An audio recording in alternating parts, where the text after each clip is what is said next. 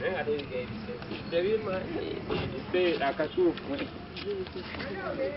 I'm at the bonfire. I didn't do any recording.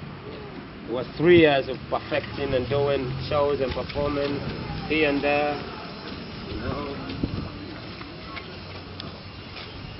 But then after I fell out with the brothers out there, and I felt like the National Theatre wasn't working for me anymore, I was asking myself in my mind, like, what next, man? Like, everything I thought was that hip-hop was at the National Theatre because it's where I found it.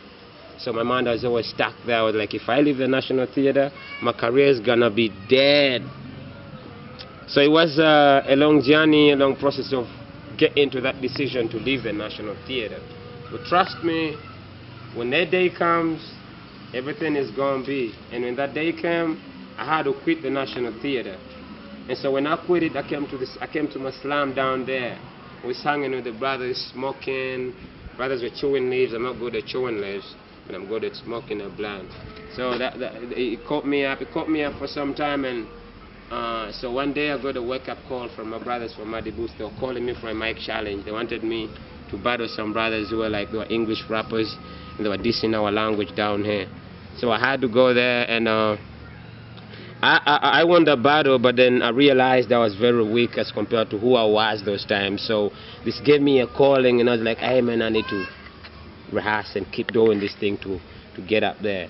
And by doing it, I decided to become a builder more than an artist. I was like, hey, you know what? Many hip-hop MCs don't have a crowd. They're fighting for a very small crowd. Actually, they don't even know the essence of real hip-hop. They're just doing something that is copied on TV and doing it directly the way they see it, you know, like not minding about the environment that we were having those days. But you know, I was a person who would be like, man, but I used to ask myself, like, if there was some kids who were looking at me, if my mom was looking at me, if my dad was listening to me, like, what would he say after this rhyme, you know? So those things always kept changing me, and we started doing our first cypher at some project called Breakdance Project Uganda. And Breakdance Project Uganda, I must say, my energy was fully exercised. And even last year, the mic challenge, the end of the week winner of Uganda, who represented Uganda in the end of the week mic challenge, was our student.